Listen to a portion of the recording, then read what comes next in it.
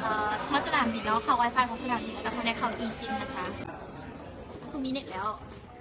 เอาโทรศัพท์ที่มาอยู่ดูทำไหมเรียบร้อยแล้วไม่ก็คือพี่ออกจากสนามบินพี่ได้เน็ตเลย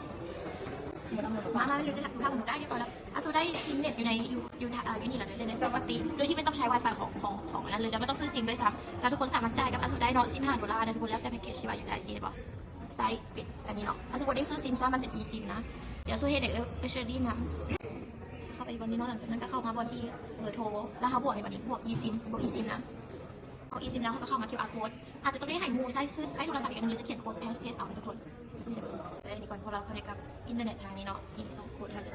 เรามาเข้ากับ copy อีกบัตรหนึ่ง and then paste here นี่เนาะมีได้2อันแล้วทุกคนก็ connect ได้เลย